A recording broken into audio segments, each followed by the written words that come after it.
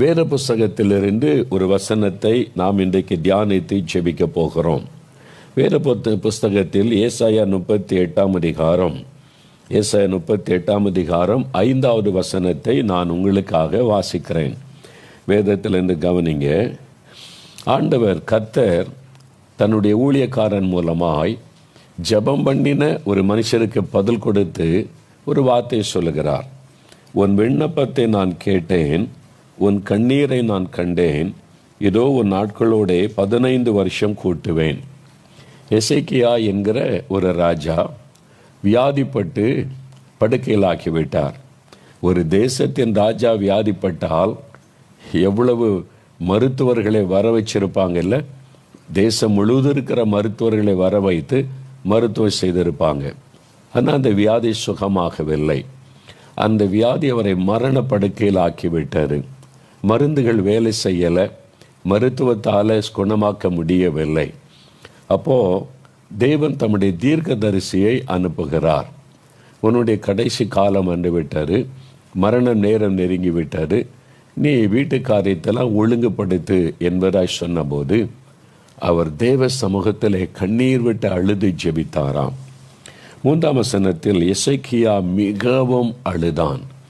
ஒரு தேசத்தின் ராஜா, தேவனுக்கு பயந்து நடந்தவர். நான் உமக்கு முன்பாக உண்மையாக இருந்தனே, உத்தமமாக நடந்தனே, நான் நியாயக்கேடு ஒன்று செய்யலையே ஆண்டவரே என்று சொல்லி மிகவும் அழுது அவர் ஜெபித்தார். ஆண்டவர் அந்த கண்ணீரை பார்த்த உடனே அவருடைய இருதயம் உருகிற்று. ஆண்டவர் நம்முடைய கண்ணீரை பார்த்து மனது உருகுகிற ஒரு தேவன். அதனால் ஆண்டவர் என்ன செய்தி சொல்கிறார்? உன் கண்ணீரை நான் கண்டேன், என் மகனே, உன் கண்ணீரை நான் கண்டேன், அதனால நான் உன்னை குணமாக்குவேன் அப்படின்னு சொல்லி அந்த மரண படுக்கையை மாற்றி அவரை சுகமாக்கின சம்பவம் தான் இங்கே எழுதப்பட்டிருக்கிறது. இன்றைக்கு ஆண்டவர் உங்களை பார்த்து சொல்லுகிறார், என் மகனே, உன் கண்ணீரை நான் கண்டேன், என் மகளே, உன் கண்ணீரை நான் கண்டேன். அவர் கண்ணீரை காண்கிற ஒரு தேவன். அநேக ஆண்டுகளுக்கு முன்பாக நான் மதுரை பட்டணத்திற்கு ஊழியத்திற்காக நாங்கள் சென்றிருந்தோம். பசுமலை என்று ஒரு இடம் இருக்கிறது. நம்முடைய அன்பு சௌர அப்பாதுரை அவருடைய மாமனார் வீடு அங்கே தான் இருக்கிறாரு. அவங்க வீட்டில் தான் நாங்கள் தங்கியிருந்து அங்கே ஊழியங்களை நிறைவேற்றி கொண்டிருந்தோம். பசுமலையில் ஒரு சிஎஸ்சி ஆலயம் இருக்கிறது. ஞாயிற்றுக்கிழமை காலை ஆராதனையில் அங்கே செய்தி கொடுக்க ஒழுங்கு செய்திருந்தார்கள். அந்த ஆலயத்தில் நான் பிரசங்கத்தை முடித்து இரவு கூட்டம் இருக்கிறபடியினால் ஜெபிக்க வேண்டும் என்று அவசரமாய் ஆலயத்தின் பின்வாசல் வழியாக வேகமாய் வீட்டுக்கு நடக்க ஆரம்பித்தேன். நான் நடந்து வேகமாய் வந்து கொண்டிருக்கும் போது ஒரு மனிதர் வந்து எனக்கு குறுக்கே நின்று என்னை நிறுத்தினார். அவர் என்னை நிறுத்தினோன்னு கொஞ்சம் எனக்கு வருத்தமாகத்தான் இருந்தது. ஆனால் அவரை நோக்கி பார்த்தேன், யார் இந்த மனிதர், எதற்காக நிறுத்துகிறார் என்று. சோகத்தோட கண்களிலே கண்ணீர் பெருக்கெடுக்க ஒரு மனிதர் நின்று கொண்டிருந்தார். துக்கத்தோடு வந்த ஒரு மனிதர். அப்போ என்ன பிரதர் என்பதாய் நான் கேட்டேன். அவருடைய முக ரூபமும் அந்த துக்கமும் கண்ணீரும் என்னை நிற்க பண்ணி விட்டார். அவர் அழுது கொண்டே ஒரு காரியம் சொன்னார், வேதனையோடு கூட. நான் எல்லாத்தையும் இழந்துட்டேன், பிஸ்னஸ் போச்சு, வருமானம் போச்சு, ஒன்றுமே இல்லை, கடன்காரங்க நெருக்கிறாங்க, என்ன பண்ணுறதுன்னு தெரியல, ஒன்றுக்கும் வழியில்லாத நிலைமையில், என்ன பண்ணுவதுன்னு தெரியாத நிலைமையில் நான் வந்து நிற்கிறேன். எனக்கு என்ன செய்கிறதுன்னே தெரியலையே, என் இக்கட்டிலிருந்து எப்படி நான் வெளியே வரப்போகிறேன்னு தெரியலையே, ஒரு வழியும் தெரியலை, எனக்காக ஜெபம் பண்ணுவீங்களான்னு சொல்லி அவர் கேட்ட பொழுது அவருடைய கண்களிலே கண்ணீரோடு நின்ற ஒரு மனிதர். அவருடைய கண்ணீரின் உள்ளத்தை பாதித்தது. ஆகவே அவருடைய தோள் மீது கை வைத்து நான் ஜெபிக்க ஆரம்பித்த போது அவருக்குள்ளிருந்த அந்த பாரத்தை ஆவியானவர் எனக்குள்ளே கொண்டு வந்தார். ஆகவே கண்ணீரோடு ஆண்டவரை பார்த்து, ஆண்டவரை, கண்ணீரோடு ஒரு மகன் வந்து நிற்கிறாங்க, நீங்கள் அற்புதம் செய்யுங்க, அவனுடைய கண்ணீரை மாற்றுங்க அப்படின்னு சொல்லி ஒரு ஜெபம் பண்ணி விட்டு வேகமாய் நான் கடந்து போய்விட்டேன். சுமார் ஒரு 6 மாதம் இருக்கும். மறுபடியும் ஒரு முறை அந்த மதுரை பட்டணத்தில் இன்னொரு ஊழியத்துக்காக நான் போயிருந்தேன். அப்பொழுது அங்கே தான் நாங்கள் தங்கியிருந்தோம். ஞாயிற்றுக்கிழமை ஆராதனையில் செய்தி கொடுக்க மறுபடியும் என்னை அழைத்திருந்தார்கள். அந்த ஆலயத்தில் பிரசங்கம் முடித்து அதே மாதிரி பின்வாசல் வழியாய் நான் வந்து கொண்டிருக்கும் போது ஒரு மனிதர் வந்து என்னை தடுத்து நிறுத்தினார். நீங்கள் யார் பிரதர் என்னவென்று கேட்டேன். 6 மாதத்துக்கு முன்னால் இதே இடத்துல கண்ணீரோடு ஒரு மனிதர் வந்து நின்றபோது நீங்கள் ஜெபம் பண்ணினீங்களே. ஆமாம், எனக்கு ஞாபகம் இருக்குது. இந்த இடத்துல தான் அவர் என்னை நிறுத்தி கண்ணீரோடு நின்றார். அது நான் தான். எனக்கு என்ன உங்களுக்கு அடையாளம் தெரியலையா? நான் தான் அது. அன்றைக்கு கண்ணீரோடு வந்து நின்றேன். இன்றைக்கு மகிழ்ச்சியோடு வந்திருக்கிறேன். நான் சந்தோஷமாய் வந்திருக்கிறேன். என்ன காரியம் என்று கேட்டேன். அன்றைக்கு நீங்கள் கண்ணீரோடு எனக்காக ஜெபம் பண்ணிட்டு போயிட்டீங்க. ஆண்டவர் என் வாழ்க்கையில் பெரிய அற்புதத்தை செய்தார். ஆண்டவர் கிரகிக்க முடியாத காரியத்தை செய்தார். நான் இழந்து போன தொழிலை திரும்ப கொடுத்தார். இழந்து போன வருமானத்தை திரும்ப கொடுத்தார். இன்றைக்கு ஒரு நாளைக்கு ஆயிரக்கணக்காய் சம்பாதிக்கிற அளவிற்கு கர்த்தர் என்னை ஆசீர்வதித்து உயர்த்தி இருக்கிறார்.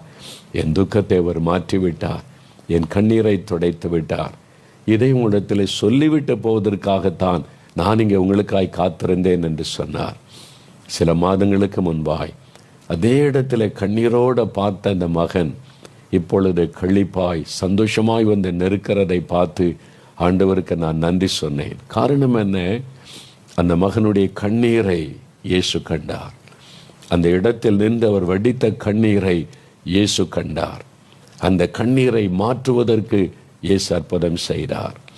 இன்றைக்கு எனக்கு பிரியமானவர்களே, கண்ணீரோடு நிற்கிறீங்கல்ல, ஏதோ ஒரு காரியத்தை குறித்த உள்ளத்தில் ஒரு வேதனை, அழுகை, வெளியே சொல்ல முடியல. சில பாரங்களை வேதனை தாங்க முடியல. உன்னுடைய இருதயத்தில் கண்ணீர் அழுது கொண்டிருக்கிற ஒரு சூழ்நிலை.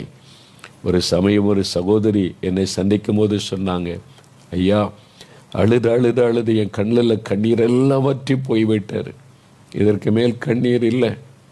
நான் அழுதா கூட கண்ணீர் வரமாட்டேங்குது, எல்லாம் வற்றி போய்விட்டார். அவ்வளவாய் கண்ணீர் வடிக்கிற மக்களும் இந்த உலகத்தில் இருக்கிறாங்க. நீங்கள் இன்றைக்கு ஏதோ ஒரு காரியத்துக்கு அழுது கொண்டு இருக்கிறீங்க. ஒருவேளை வியாதி நிமித்தம், ஒரு கடன் பிரச்சனை நிமித்தம், உங்களுடைய கணவர் நிமித்தம், பிள்ளைகள் நிமித்தம், உங்களுக்கு வந்திருக்கிற ஒரு நெருக்கத்தின் நிமித்தம், ஒரு அவமானத்தின் நிமித்தம், இந்த காரியெல்லாம் தடைப்பட்டு போகுதே, இத்தனை சிறுமைக்கு நடுவில் இருக்கிறோமே என்கிறது நிமித்தம் ஏதோ ஒரு பாதிப்பு உங்களுடைய உள்ளத்தை பாதிக்கிறதுனால உங்களுடைய இருதயம் அழுது கொண்டிருக்கிறது. ஒருவேளை வெளியில் எல்லாருக்கும் முன்னாலும் அழ முடியாதபடி இரவு படுக்கையை உங்களுடைய கண்ணீரினால் நனைத்து கொண்டிருக்கிறீர்கள். யாருக்கு தெரியாமல் அழுது கொண்டிருக்கிறீங்க. கண்ணீர். ஆண்டவர் சொல்கிறார், உன் கண்ணீரை நான் கண்டேன் மகனே, உன் கண்ணீரை நான் கண்டேன் மகளே என்று ஆண்டவர் சொல்கிறார். எப்போ அவர் நம்முடைய கண்ணீரை காண்கிறாரோ உடனே அவர் அற்புதம் செய்கிறார். மனிதர்கள் வடிக்கிற கண்ணீருக்கு அவர் மதிப்பு மரியாதை கொடுத்து கவனிக்கிற ஒரு தேவன். அந்த கண்ணீரை துடைக்க அற்புதம் செய்கிற ஒரு ஆண்டவர். அதற்குத்தான் இன்றைக்கு இந்த நிகழ்ச்சி மூலம் ஒரு கண்ணீரை நான் கண்டேன் என்று சொல்ல காரணம் என்ன? எதற்காக நீங்கள் கண்ணீர் வடிக்கிறீங்களோ அதில் ஒரு அற்புதத்தை இன்றைக்கு இயேசு செய்வார்.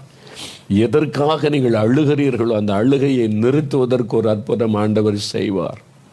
எதற்காக உடைய ராத்திரியில யாருக்கும் தெரியாமல் அழுது கொண்டிருக்கிறீர்களோ அந்த கண்ணீரை மாற்றுவதற்கு ஒரு அற்புதத்தை இன்றைக்கு இயேசு உங்களுக்கு செய்வார். பிரியமானவர்களே, அவர் கண்ணீரை காண்கிற ஒரு தேவன். அவர் இந்த உலகத்தில் மனிதனாய் அவதரித்து ஜனங்கள் மத்தியில் உலாவின போது இயேசு கிறிஸ்து அந்த பெயர் அவருக்கு வழங்கப்பட்டிருந்தது. அவர் நன்மை செய்கிறவராய் சுற்றி தெரிந்தார். இயேசு எங்கு போனாலும் ஜனங்கள் கூடினார்கள். காரணம், ஜனங்களுடைய வேதனைகளை விளங்கி கொண்டு அற்புதம் செய்கிற ஒரு ஆண்டவராய் சுற்றி தெரிந்தபடியால் அவர் போகிற இடமெல்லாம் ஜனங்கள் திரளாய் கூடி வந்து, எனக்கு ஒரு அற்புதம் நடந்தராதா, எனக்கு ஒரு விடுதலை தந்துவிட மாட்டாரா என்று இயேசுவை நெருங்கினார்கள். ஆண்டவரும் ஜனங்களுக்கு நன்மை செய்து அவருடைய கண்ணீரை துடைத்து மகிழ பண்ணினார் என்பதாக வேதத்திலே பார்க்க முடியும்.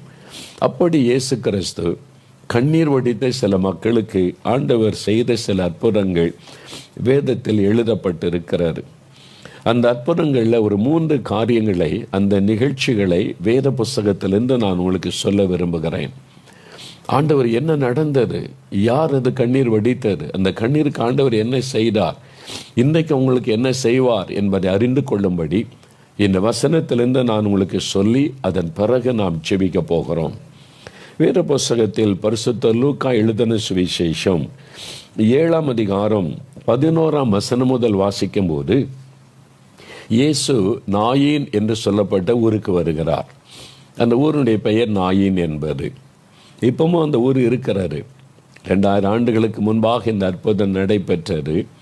இப்பவும் இஸ்ரவேல் தேசம் போனால் கலிலேயா பகுதியில் நாயின் என்ற அந்த ஊர் இருக்கிறாரு. நான் இங்கே போயிருக்கிறேன். இங்கே ஒரு பெரிய அற்புதம் நடந்த சம்பவம் எழுதப்பட்டிருக்கிறது. இந்த அற்புதம் நடந்த இடத்துல இன்றைக்கு அங்கே ஒரு ஆலயம் அழகாய் கட்டப்பட்டு இருக்கிறது. நான் அங்கே போயிருக்கிறேன். இப்பவும் அந்த ஊருக்கு பெயர் நாயின் தான். இந்த நாயின் என்று சொல்லப்பட்ட ஊருக்கு இயேசு வருகிறார். அவர் தன்னுடைய சீஷரோடு அந்த ஊருக்கு வரும்போது, அந்த ஊரில் ஒரு விதவையின் மகன், ஒரே மகன் மரித்து விட்டான். அவனுக்கு என்ன வியாதியோ என்ன பிரச்சனையோ மரித்து விட்டான். அதனால் அவனை அடக்கம் பண்ணுவதற்கு அவன் இந்த ஊரை விட்டு வெளியில் கல்லறை தோட்டம் இருக்கிற இடத்திற்கு கொண்டு போகிறார்கள். அவனுடைய மரித்த சரீரத்தை சுமந்து கொண்டு வருகிறார்கள். அப்பொழுது வசனம் சொல்லுகிறது, ஊராரில் திரளான மக்கள் அந்த ஊர்வலத்தில் கலந்து கொண்டாங்களாம். ஏன்னா ஒரு விதவையின் மகன், வாலிபன் மரித்து விட்டான். அந்த விதவைக்கு எவ்வளோ பெரிய வேதனை. ஏற்கனவே கணவரை இழந்த ஒரு துக்கம். தன்னுடைய ஒரே மகன், இந்த மகனாவது தனக்கு ஆறுதலாக இருப்பான் என்று தன்னை தேற்றி கொண்டு வந்த சமயத்தில் மகனும் இறந்து விட்டான்.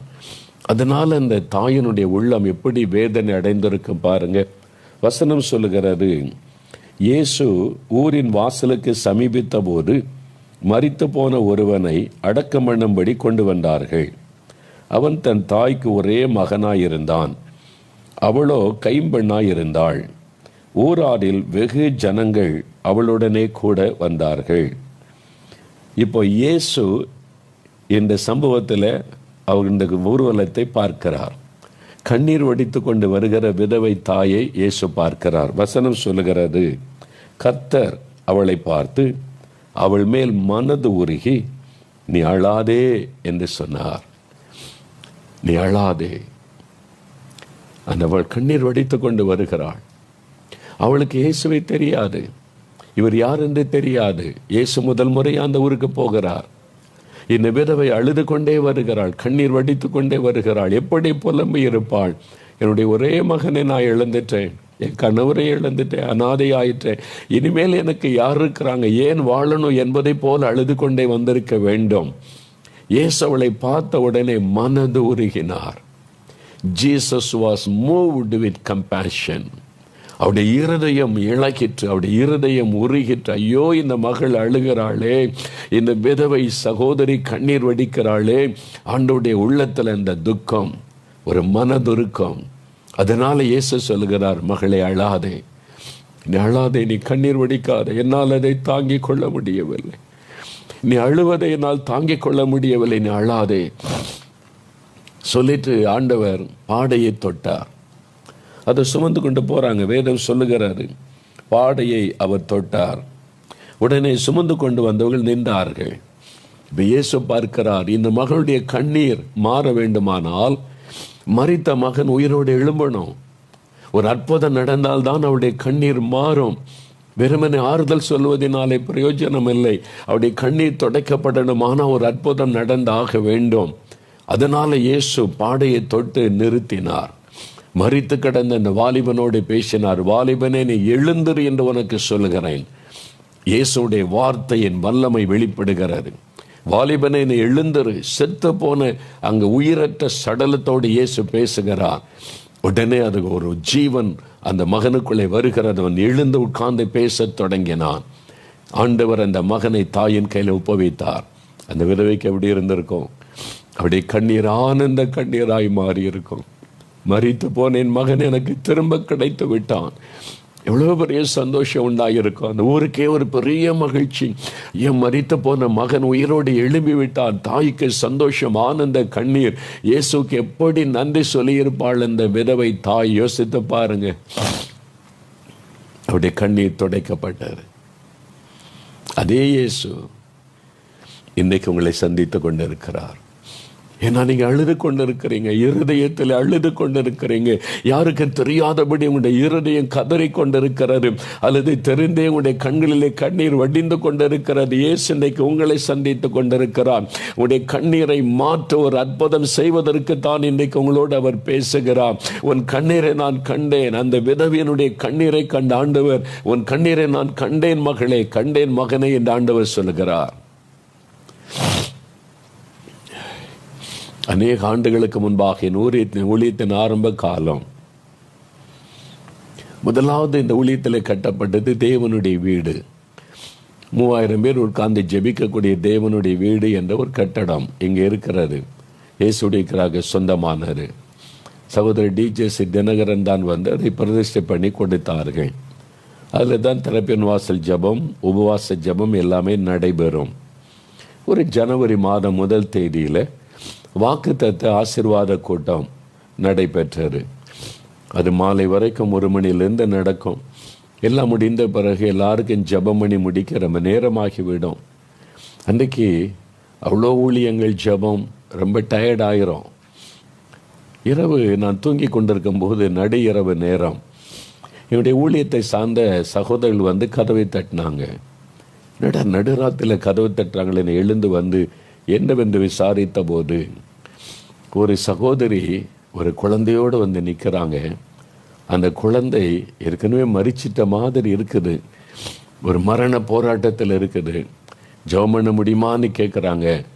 அதனால தான் நாங்கள் உங்களை எழுப்பினோன்னு சொன்னாங்க. நான் அது சரீரம் களைப்பாகியிருந்தது. ஆனால் கண்ணீரோடு ஒரு சகோதரி ஒரு ஆபத்தான நிலைமையில குழந்தையை கொண்டு வந்திருக்கிறாங்கன்ன உடனே ஆண்டவர் எனக்குள்ளே ஒரு பாரத்தை உண்டாக்கி போய் ஜெபம் பண்ணு என்று ஒரு ஏவுதலை உண்டாக்கினார். சரி, நான் ரெடி ஆகிட்டு வரேன்னு சொல்லி உடை மாற்றிக்கொண்டு நான் போனேன். பைபிள் எடுத்துக்கொண்டு தேவனுடைய வீட்டில் அவங்க நின்று கொண்டிருந்தார்கள். அங்கே ஒரு சகோதரி, அவருடைய கையில் ஒரு அழகான பெண் குழந்தை. ஆனால் அந்த குழந்தையை நான் பார்க்குறேன், அது பேச்சு மூச்சு இல்லை, ஏற்கனவே மரிச்சிட்ட மாதிரி அப்படியே கையெல்லாம் தொங்குது. அப்படியே இந்த தொண்டையில் உயிர் ஊசலாடுதுன்னு சொல்லுவாங்கள்ல, தொண்டையில் துடிச்சுக்கிட்டு இருக்குன்னு, அவ்வளோதான். அந்த சகோதரனை கண்ட உடனே எனக்கு முன்னால் குழந்தையை கீழே தரையில் வைத்தார்கள். நான் இந்த பக்கமாய் முழங்கால் படியிட்டோம். எங்களுடைய ஊழியத்தில் 2-3 சகோதரர்களும் முழங்கால் படியிட்டாங்க. அந்த தாய், அந்த குழந்தையினுடைய தாய் அங்கே முழங்கால் படியிட்டாங்க. அவங்க கூட சில உறவினர்கள்லாம் வந்திருந்தாங்க, எல்லாரும் முழங்கால் படியிட்டாங்க. என்ன காரியம் என்று கேட்டேன். அவங்களும் இந்த கூட்டத்துக்கு வந்திருக்கிறாங்க 1ஆம் தேதி மீட்டிங்க்கு. திடீர்னு மாலை நேரத்தில் இந்த குழந்தை பாதிக்கப்பட்டது. ஆஸ்பத்திரி கொண்டு போனாங்க சாத்தாங்குளத்தில். சாத்தாங்குளம்னா இப்போ தெரியுமே எல்லாருக்குமே. சாத்தாங்குளத்தில் அந்த ஆஸ்பத்திரி கொண்டு போனால் டாக்டர்ஸ் எவ்வளோ முயற்சி பண்ணுறாங்க. சில மணி நேரங்கள் ஆஸ்பத்திரியில் வைக்கப்பட்டு இருந்தது. கடைசியில் டாக்டர்ஸ் சொல்லிட்டாங்க, இந்த குழந்தை இங்கே வச்சுருந்தா நம்ம வந்து இதுக்கு மேலே மருத்துவம் செய்ய வழி கிடையாது, பெரிய ஆஸ்பத்திரி கொண்டு போகணும். பாளையங்கோட்டையில் தான் அந்த பெரிய ஆஸ்பத்திரி இருக்கிறது. அதனால சொல்லிட்டாங்க, இனி குழந்தைங்க கவனிக்க முடியாது, ரொம்ப சீரியஸ் ஆயிட்டு, நீங்கள் பாளையங்கோட்டைக்கு கொண்டு போயிருங்கன்னு சொன்ன உடனே அவங்க ஆயத்தப்பட்டு கொண்டிருக்கும் போது அந்த நர்ஸு சகோதரி வந்து சொன்னாங்க, நீங்கள் பாளையங்கோட்டை கொண்டு போக வரைக்கும் குழந்தை தாங்காது, போகிற வழியிலேயே மரித்து விடும், அவ்வளோ சீரியஸாக குழந்தை இருக்குது, அதனால் யோசித்து கொள்ளுங்கன்னு சொல்லிட்டாங்க. இந்த தாய்க்கு எவ்வளோ பெரிய வேதனையில் குழந்தை சாக போகிறது, இனி காப்பாற்ற வழி இல்லைன்ற ஒரு சூழ்நிலை. யோசித்தாங்க, இவ்வளோ தூரம் பாளையங்கோட்டைக்கு நம்ம போய் கொண்டு போகிறக்குள்ளே குழந்தை மறிச்சிடும்னா என்ன செய்கிறது, எங்கே கொண்டு போகிறது? இயேசுகிட்ட போயிடலாம், அவருடைய பாதத்தில் போயிடலாம். குழந்தை தூக்கி கொண்டு 4 மாடி கோடி வந்தார். நடுராத்திரி நேரம் வந்து கண்ணீரோடு நின்றார்கள். அந்த சகோதரி கண்ணீர் விட்டு அழுதார்கள். அந்த குழந்தையை பார்க்கிறேன், உயிர் ஊசலாடுது, எந்த நிமிஷத்திலையும் ஜீவன் போய்விடலாம். அந்த சகோதரங்க, ஆண்டவரே என் பாவத்தை மன்னிச்சு என் குழந்தைக்கு சுகம் கொடுங்க, கண்ணீர் விட்டு அழுகிறார்கள். இந்த கண்ணீரை பார்த்தபோது எங்களுக்கு என்ன ஜெபிக்கிறதுன்னு தெரியலை. இந்த சூழ்நிலையில் என்ன ஜெபிக்கிறது? அவங்க கூட சேர்ந்து நாங்கள் அழுதோம், ஆண்டவரே இந்த தாயனுடைய கண்ணீருக்கு இரக்கம் செய்யும், இந்த தாயினுடைய கண்ணீருக்கு நீங்கள் பதில் கொடுக்கணும் ஆண்டவரே. அவங்க கூட சேர்ந்து நாங்களும் அழுதோம் அவ்வளோதான். என்னுடைய கண்ணீரை சிந்தினோம், இயேசுவே இயேசுவே என்று சொல்லி. 1 மணி நேரம் கடந்து விட்டது. அழுதுகிட்டே இருக்கோம், கதறிக்கொண்டே இருக்கிறோம். 1 மணி நேரம், ஒரு மாற்றமும் இல்லை. 1 மணி நேரத்தை கடந்து விட்டது. நாங்கள் இங்கிருந்து அழுகிறோம், அந்த தாய் அழுது கொண்டே இருக்கிறாங்க. திடீரென்று என் ஆவிக்குரிய கண்கள் திறக்கப்பட்டது. நான் பார்க்கும்போது அந்த தேவனுடைய வீட்டுக்குள்ளே இயேசு பிரத்யட்சமாய் இறங்கி வந்தார்.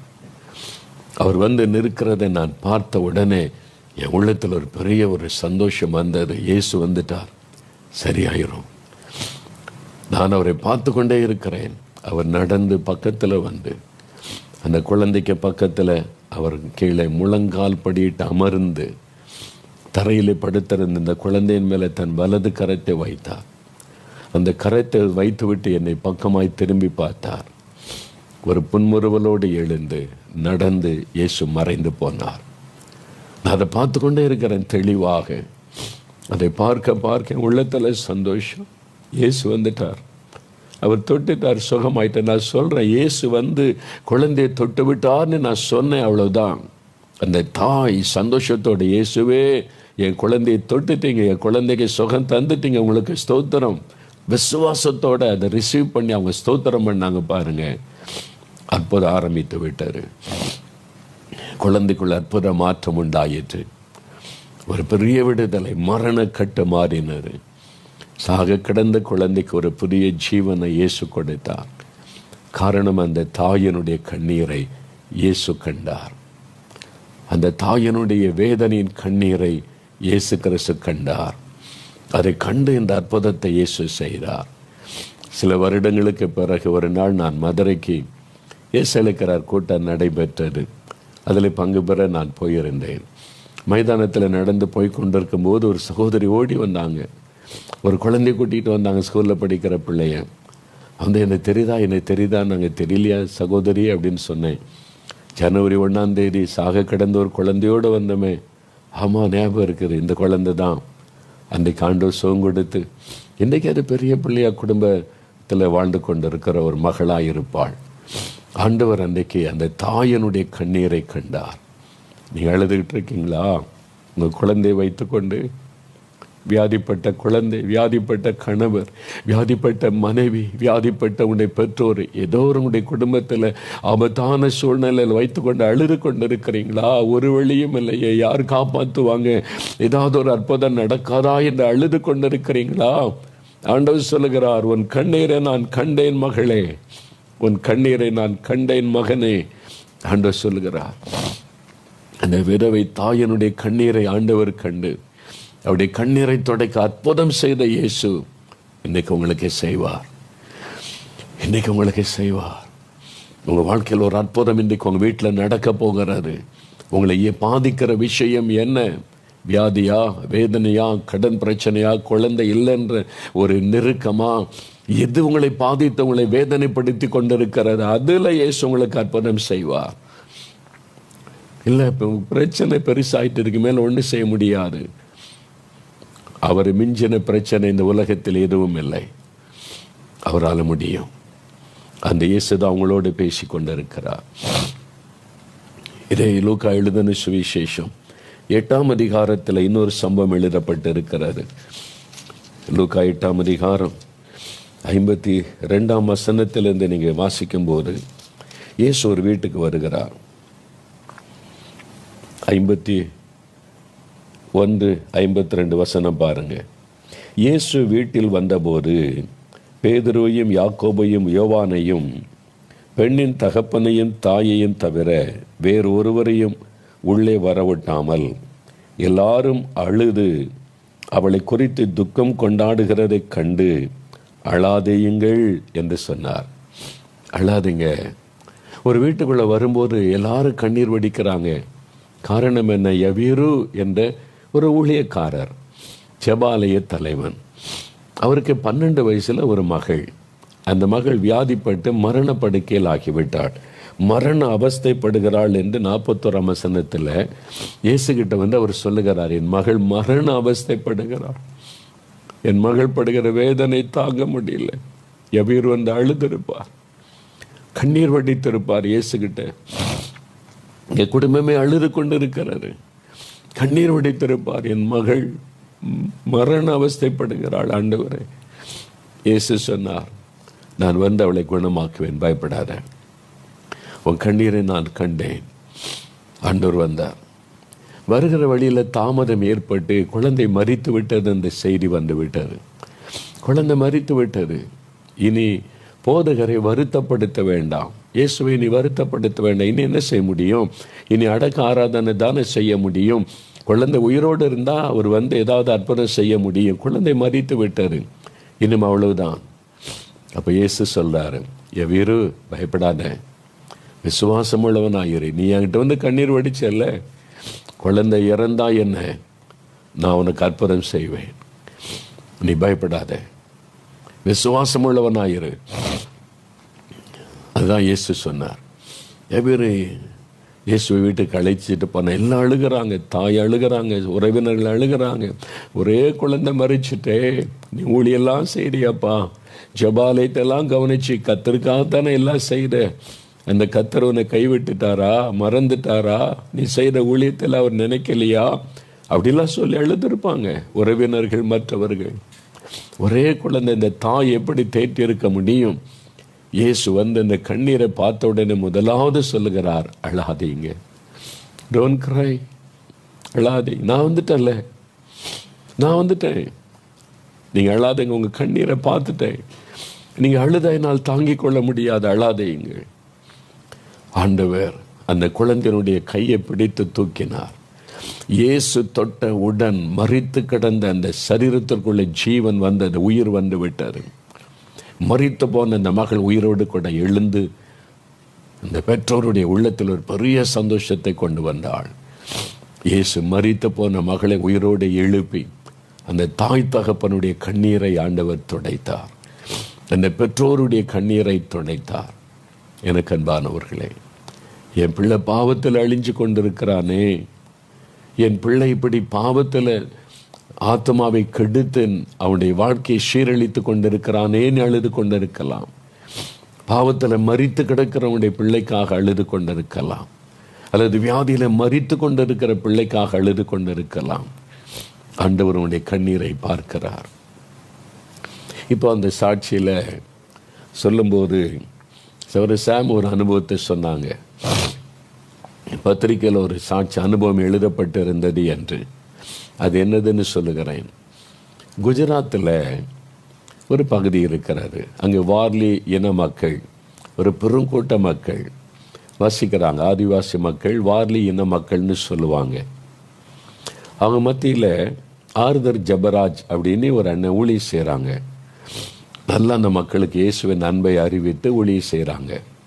எவ்வளோ எதிர்ப்பு, அவங்கள கொலை பண்ணலாம் முயற்சி பண்ணாங்க, அடித்தாங்க, போலீஸ் ஸ்டேஷன் கொண்டு போனாங்க.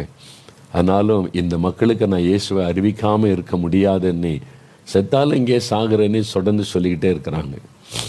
அவங்க மூலமாக நிறைய பேர் மந்திரவாதி இருந்தவங்க ரட்சிக்கப்பட்டு, குடிகாரம் இருந்தவங்க ரட்சிக்கப்பட்டு, துன்மார்க்கமாக இருந்தவங்க எல்லாம் மனமாறி ஒரு புதிய வாழ்க்கை வாழுகிறார்கள். அவங்களுக்கு ஒரு 3 நாள் கூட்ட முகாம், அதுக்கு நீங்கள் வரணும்னு என்னை அழைச்சிருந்த போது நான் போனேன். சில வருஷத்துக்கு முன்னால் 3 நாள் கூட்டம் நடைபெற்றது. அப்போ ஒரு காரியம், அவங்க நடந்த சம்பவத்தை எனக்கு சொன்னாங்க. அங்கே ஒரு கிராமத்தில் சில குடும்பங்கள் இயேசுவை தன்னுடைய வாழ்க்கையில் ஏற்றுக்கொண்டு இயேசுவால் புது வாழ்க்கை பெற்றுக்கொண்டாங்க. பாவத்திலிருந்து விடுதலை பெற்று ஒரு சந்தோஷமான வாழ்க்கை. அவங்க பக்கத்தில் உள்ள ஆலயத்திற்கு, பக்கத்து ஊரில் இருக்கிற ஆலயத்துக்கு ஞாயிற்றுக்கிழமை ஆராதனைக்கு போயிட்டு வருவாங்க. அவங்களுக்கு 2-3 பெண் பிள்ளைகள், ஒரே ஒரு பையன் கடைசியாக இருக்கிறது கிசான், அவனுடைய பெயர் வந்து கிசான். மற்றதெல்லாம் பொம்பளை பிள்ளைங்க. இந்த பையன் கிசான் பிறந்த உடனே அவங்களுக்கு குடும்பத்தாருக்கு ரொம்ப சந்தோஷம், ஒரு பையனும் நமக்கு ஆண்டவர் தந்திருக்கிறான்னு சொல்லி ரொம்ப மகிழ்ச்சியாக அந்த வாழ்ந்து கொண்டிருந்தாங்க. அந்த தகப்பனார் கூலி வேலைக்கு போவார், பட்டணத்தில் பில்டிங் வேலை நடக்கிற இடத்துல போய் வேலை செய்வார். அவர் ஒரு வாரம் முழுதும் வேலை செய்து வாரத்தை முடிஞ்ச உடனே சம்பளம் வாங்கி கொண்டு வீட்டுக்கு வருவார். அப்புறம் அடுத்த வாரம் வேலைக்கு போயிடுவார். இதுதான் அவருடைய வாழ்க்கை. அவர் வேலைக்கு போயிட்டார், ஏதோ சிட்டியில் வேலைக்காக. ஒரு விடுமுறை நாளில், ஸ்கூல் விடுமுறை நாள் மத்தியானத்தில் அந்த கிசான், அவனுக்கு ஒரு 6-7 வயசு இருக்கும். அவன் சொன்னான், நான் பிள்ளைகளோட விளையாட போகிறேன், கிராமத்தில் பிள்ளைகள் சேர்ந்து விளையாடுவாங்கள்ல, போகிறேன்னு போனான். அங்கே பெரிய ஒரு குளம் இருக்கிறாரு, நீச்சல் அடித்து விளையாடுவார். பத்திரிக்கையில் நாங்கள் நீச்சல் அடித்து தண்ணியில், எங்கள் ஊரில் வாய்க்கால் இருக்குது, எங்கள் ஊரில் நால்மாவடியில். சின்ன வயசில் அதில் நீச்சல்லாம் கற்று விளையாடுவோம், அதில் தொட்டு பிடிச்சி விளையாடுறதெல்லாம் இருக்கிறாரு. அந்த மாதிரி அந்த பிள்ளைகள் அந்த பெரிய குளத்தில் விளையாடி இருக்கிறாங்க, அந்த கிராமத்து பிள்ளைகள். திடீர்னு பார்த்தா கிசானை காணவில்லை. எல்லாம் பார்க்குறாங்க, எல்லாம் இருக்கிறாங்க, கிசானை காணும் தேடுறாங்க. பார்த்தா அவன் மூழ்கி இருக்கிறானா, விளையாடுறானா, பார்த்தா காணும், வரல. பயம் வந்துட்டு கிசானுக்கு ஏதோ ஆகிவிட்டது. ஒரு பிள்ளை ஓடி போய் ஊருக்குள்ளே போய், வாங்க கிசானை காணும், நாங்கள் குளத்தில் விளையாடும் போது அவனை காணவில்லை. எல்லாம் ஓடி வந்தாங்க. வாலிபர்கள் உடனே தண்ணிக்குள்ளே போய் தேட ஆரம்பித்தாங்க. பல நிமிஷ நேரம் கண்டுபிடிக்க முடியல, என்னாச்சுன்னே தெரியல. அந்த தாயும் அவருடைய சகோதரிகளும் பதறிக்கொண்டே நிற்கிறாங்க. ரொம்ப நேரத்துக்கு அப்புறம் கண்டுபிடிச்சாங்க. அவன் போய் சகதிக்குள்ளே அவன் பேர் அகப்பட்டு கொண்டான். அந்த குளத்தில் உள்ள சகதிகளை அகப்பட்டு மூச்சு தண்ணீரை மறித்து போயிருந்தான். அவனை மறித்து போன பிணமாக வெளியே கொண்டு வந்தாங்க. அந்த தாய் கதறினார்கள், அவனுடைய சகோதரிமார் கதறினார்கள். ஒரே பரிதாபப்பட்டு கண்ணீர் வடித்தது. ஒரே ஒரு பையன், எல்லாம் பொம்பளை பிள்ளைங்க. இந்த பையனை இவ்வளோ நேசித்து வச்சிருந்தாங்க, இறந்துட்டானே எண்ணி வீட்டுக்கு கொண்டு வந்து அவனுடைய சரீரத்தை அடக்கம் பண்ணுவதற்கு ஆயத்தமாய் வைத்து விட்டார்கள். தகப்பனார் வரணும் அவங்க சொல்லிட்டாங்க. தகப்பனாருக்கு இந்த மகன்னா ரொம்ப பிரியம், அவருக்கு தெரியாமல் ஒன்றும் செய்யக்கூடாது, அவர் வரட்டும். ஆள் அனுப்பினாங்க சிட்டிக்கு. அவர் எங்கே வேலை பார்க்குறாரு தெரியாது. பட்டணம் முழுவதும் தேடுறாங்க, எந்த கட்டடத்தில் வேலை செய்கிறாருன்னு. அதுக்குள்ளே இருட்டாக்கி விட்டது, தகப்பனாரை கண்டுபிடிக்க முடியல.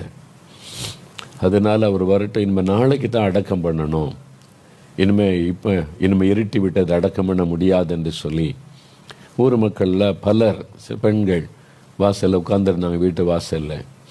இந்த தாயும் பிள்ளைகளும் அந்த பெண்ணத்தை சுற்றி உட்கார்ந்து அழுதுகிட்டே இருந்தாங்க. இரவு வெகு நேரம் ஆகிவிட்டார். எல்லாம் பக்கத்து வீடு. சரி, நாங்கள் போயிட்டு வரோம், நாளை காலை கிஷானுடைய அப்பா வந்த பிறகு அடக்கம் பண்ணி கொள்ளலாம் என்று அவங்கவுங்க வீட்டுக்கு போயிட்டாங்க. எல்லாரும் அவங்கவுங்க வீட்டுக்கு போன பிறகு அந்த தாய்க்குள்ளே ஒரு எண்ணம் தோன்ற ஆரம்பிக்கிறது. இயேசு கிறிஸ்து மரித்து அடக்கம் பண்ணப்பட்ட லாசரு என்கிற ஒரு வாலிபனை 4 நாள் கழித்து உயிரோடு எழுப்பினார். இந்த பிரசங்கத்தை அவங்க கேட்டிருக்கிறாங்க, மிஷனரிகள் பிரசங்கம் பண்ணது. அப்போ இயேசு கிறிஸ்து செத்தவங்களை உயிரோடு எழுப்ப முடியும். 4 நாள் கழித்து உயிரோடு எழுப்பி இருக்கிறாரே. கிசான் இறந்து இப்போ தானே ஒரு 4-5 மணி நேரம் ஆகி இருக்கிறது, இவனை எழுப்ப முடியும். அவங்களுக்குள்ள ஒரு விசுவாசம்.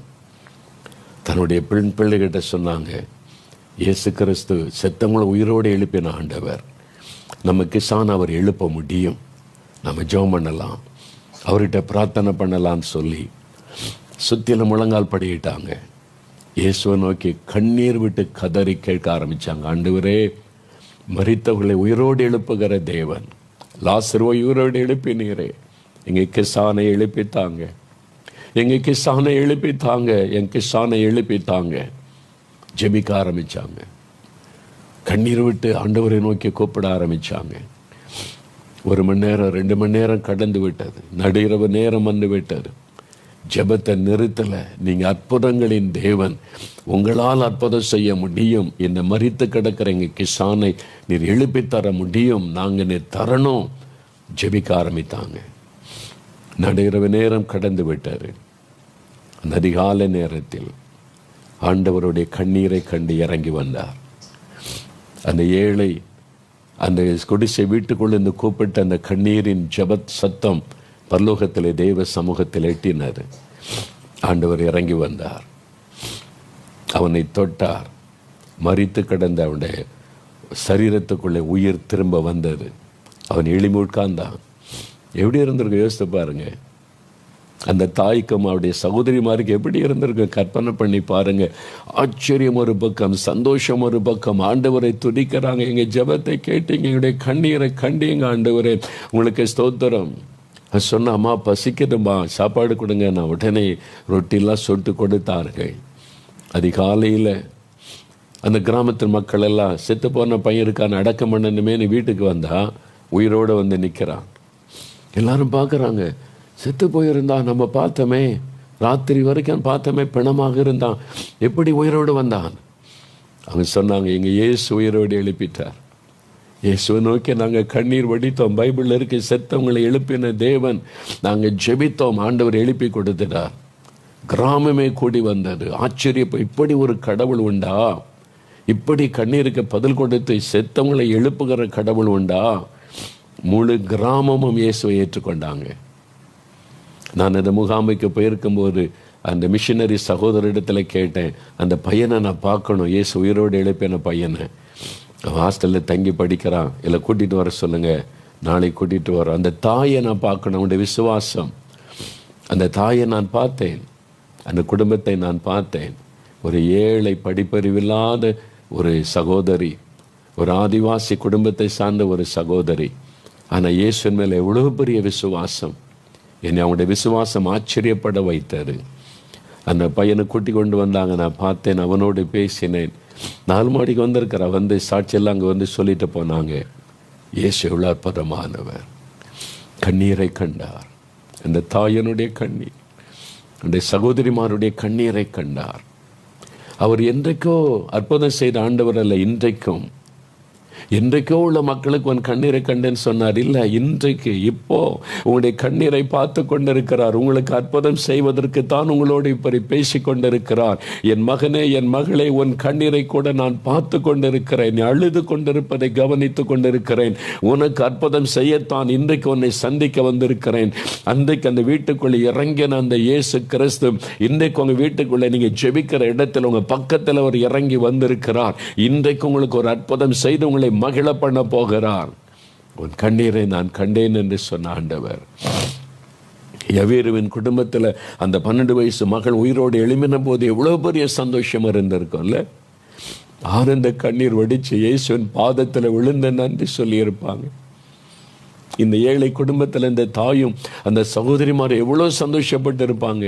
இயேசு எங்களுடைய கண்ணீரை கண்டார். உங்களுடைய கண்ணீரை காண்கிற தேவன். நீங்கள் ஜெபிக்கணும், நீங்கள் கூப்பிடணும். உங்களுடைய கூப்பிடுதலின் சத்தத்தை அவர் கேட்பார். கடைசியாக 3வது இன்னொரு சம்பவம், இயேசுவின் பாதத்தில் வந்து கண்ணீர் வடித்த ஒரு பெண்ணை குறித்தும் இந்த லூக்கா 7ஆம் அதிகாரம், வேத புஸ்தகத்தில் லூக்கா 7ஆம் அதிகாரம் 37, 38 வசனத்தில் எழுதப்பட்டிருக்கிறது பாருங்கள். 36ஆம் வசனத்திலிருந்து நான் வாசிக்கிறேன். பரிசேயரில் ஒருவன் தன்னுடனே போஜனம் பண்ண வேண்டும் என்று இயேசுவை வேண்டிக் கொண்டான். அவர் அந்த பரிசேயனுடைய வீட்டில் பிரவேசித்து பந்தி இருந்தார். விருந்துக்கு கூப்பிட்டான், எங்கள் வீட்டுக்கு வாங்க. இயேசு சரி கூப்பிட்றான்னு அன்பா என்று சொல்லி அந்த வீட்டுக்கு போனார். அங்கே என்ன நடக்கிறது? அப்பொழுது அந்த ஊரில் இருந்த பாவியாகிய ஒரு பெண் அவர் பரிசேயன் வீட்டில் பந்தி இருக்கிறதை அறிந்து ஒரு பரணியில் பரிமள தைலம் கொண்டு வந்து இயேசுவின் பாதங்களின் அருகே பின்னாக நின்று அழுது கொண்டு அவருடைய பாதங்களை தன் கண்ணீரினால் நனைத்து தன் தலை மயிரினால் துடைத்து அவருடைய பாதங்களை முத்தம் செய்து பரிமள தைலம் பூசினாள். இங்கே ஒரு பெண் கண்ணீரோட இயேசுவின் பாதத்தில் வந்து நிற்கிறாள், அழுது கொண்டே நிற்கிறாள். இயேசு ஒரு வீட்டில் விருந்துக்கு உட்கார்ந்திருந்தா இவள் வந்து இயேசுக்கு பின்னால் நின்று அழுதுகிட்டே இருக்கிறாள். அவருடைய கண்ணீர் இயேசுவின் பாதத்தில் விழுகிறாரு. அவருடைய கண்ணீரினால் அவருடைய பாதத்தை நனைக்கிறாள். அந்த அளவுக்கு அவள் அழுகிறாள். எவ்வளோ அழுதிருப்பாள் பாருங்க. இப்போ இயேசு அவளை பார்க்கிறார். அவருடைய கண்ணீருக்கு என்ன காரணம்? அவள் தன் பாவத்தை நினைத்து அழுதாள். அவள் பாவியான பெண் என்று வேதம் சொல்லுகிறாரு. அந்த காலத்தில் விபச்சாரம் என்கிற பாவம், அதில் வாழ்ந்த ஒரு பெண். அதனால் அவர் சொல்லுகிறான், இவள் பாவி, எப்படி இயேசுவை இவள் தொடலாம் என்று சொல்லக்கூடிய அளவிற்கு அந்த ஊரில் அவள் பிரபலமானவள். ஒரு பாவித்தில் வாழ்ந்த ஒரு பெண். அந்த பாவ கண்களின் இச்சை மாம்ச இச்சையின்படி தன் வாழ்க்கை அமைத்து கொண்டவள். எந்த பாவம் தனக்கு சந்தோஷத்தை கொடுக்கும், இன்பத்தை கொடுக்க நினைத்தாலோ அதே பாவம் இன்றைக்கு அவளை பாதித்து விட்டது. மனசாட்சி வாதிக்கிறது. சமாதானத்தை இழந்து விட்டாள், நிம்மதி அவள் இழந்து விட்டாள். அதனால ஊர் மக்கள் அவளை பார்க்கும் போதெல்லாம், ஐயோ இவள் அருவருப்பான ஒரு பெண், இவள் நம்முடைய ஊரில் இருக்கிற ஆண்களை கெடுக்கிற ஒரு பெண், எத்தனை பேருடைய வாழ்க்கையை கெடுக்கிற பெண் என்று ஊரில் இருக்கிற மற்றவங்க எல்லாம் பேசியிருப்பாங்க. ஆண்கள் பெண்கள் எல்லாரும் அவளை அற்பமாக பேசியிருப்பாங்க. அதனால உண்டான காயம் உள்ளத்தில், ஒரு பக்கம் பாவம், இன்னொரு பக்கம் அவருடைய உள்ளத்தில் குற்ற மனசாட்சி, இன்னொரு பக்கம் ஊரார் சொல்லுகிற குற்றச்சாட்டுகள், எல்லாத்திலும் நிம்மதி இழந்திருந்த சமயம் யார் என் பாவத்தை மன்னிப்பாங்க? ஐயோ இந்த பாவத்தில் அகப்பட்டு கொண்டேனே, இந்த பாவத்தில் சிக்கி கொண்டேனே, இதுதான் சந்தோஷம் நினைத்து வந்து அகப்பட்டு கொண்டேனே, இப்போ எனக்கு நிம்மதியே இல்லையே, சமாதானமே இல்லையே, யார் என் பாவத்தை மன்னிப்பாங்க? யார் எனக்கு ஒரு புதிய வாழ்க்கை தருவாங்க? எனக்கு ஒரு புது வாழ்க்கை உண்டா அப்படின்னு நினைக்கும் பொழுதுதான் இயேசுவை பற்றி கேள்விப்படுகிறாள். ஒரு கடவுள் மனிதனாய் வந்திருக்கிறார். தேவன் தம் ஜனங்களை சந்தித்து கொண்டிருக்கிறார். அவர் மனிதர்களுக்கு புது வாழ்க்கை தருகிறார். அவரால் பாவத்தை மன்னிக்க முடியும். இந்த செய்தி அவள் கேட்டதனால இயேசுவை தேடி வருகிறாள். ஆண்டவருடைய பாதத்தில் கண்ணீர் விட்டு அவள் அழுகிறாள். இயேசு அவளுடைய கண்ணீரை பார்க்கிறார். அவளை பார்த்து என்ன சொன்னா தெரியுமா? மகளே, உன் பாவம் உனக்கு மன்னிக்கப்பட்டது. 48வது வசனத்தில் ஆண்டவர் சொல்லுகிறார், உன் பாவங்கள் உனக்கு மன்னிக்கப்பட்டது. சமாதானத்தோടെ போ. நிம்மதி இல்லாமல் வந்த, சமாதானம் இல்லாமல் வந்த, தவித்து கொண்டிருந்த, யார் என்ன மன்னிப்பாங்க நீ கலங்கின, நான் உன் பாவத்தை மன்னிக்கிறேன், சமாதானத்தோടെ போ. ஏன் தெரியுமா? நம்முடைய பாவங்களை இயேசு தன்மையில ஏற்றுக்கொண்டார். சிலுவையில் ஒரு பலியாக நம்முடைய பாவங்களுக்காக தன் ரத்தத்தை சிந்த அர்ப்பணித்து கொண்டார். அதனால் அவரால் தான் பாவத்தை மன்னிக்க முடியும். ஆண்டவருடைய கண்ணீரை கண்டு பாவத்தை மன்னித்து சமாதானத்தை அருளி ஆசீர்வதித்து அனுப்பினார். ஒரு வாலிப மகள் ஒரு அனுபவத்தை எழுதியிருந்தாள். காலேஜில் படிக்கும்போது சில தவறான சிநேகிதிகளோட அவங்க மூலமாக ஒரு பாவம் அவருடைய வாழ்க்கையில் தொற்றி கொண்டது. அது ஒரு ஓரின சேர்க்கை பாவம். அது இல்லாமல் நிறையா அந்த வீடியோவில், வாட்ஸ்அப்பில் அந்த வீடியோவெல்லாம் பார்த்து அது இல்லாத பார்க்காம இருக்க முடியல, இதை செய்யாமல் இருக்க முடியல, அடிமையாக்கி விட்டாள். ஆரம்பத்தில் இன்பமாக சந்தோஷமாக தெரிந்தது, அப்படி தான் பழக்கிட்டாங்க.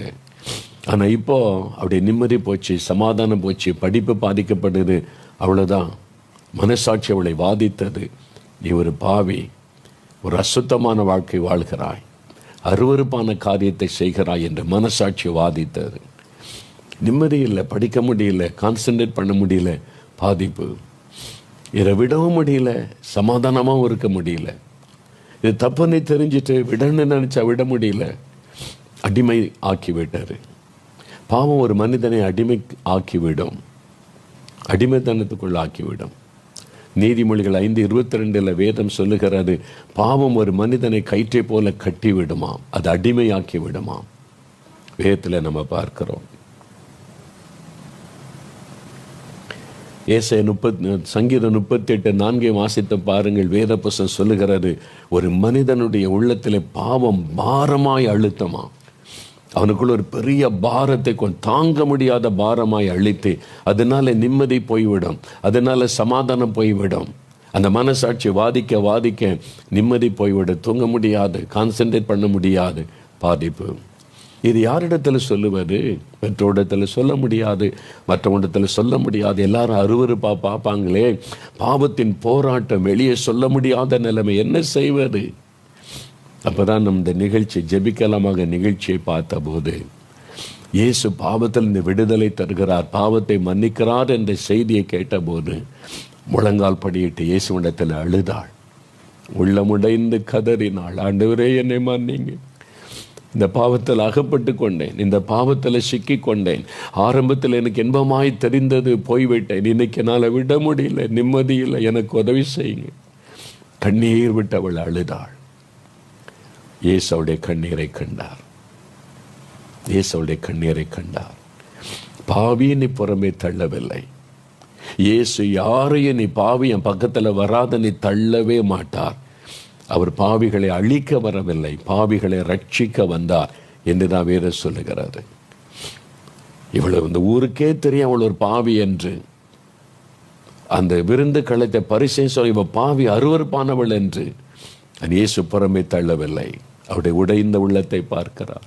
தன் பாவத்திற்காக வேதனைப்பட்டு கண்ணீரோடு வந்து நிற்கிறதை இயேசு பார்த்து, மகளே உன் பாவம் மன்னிக்கப்பட்டது, நீ சமாதானத்தோட போ என்று ஆண்டவர் அனுப்புகிறார்.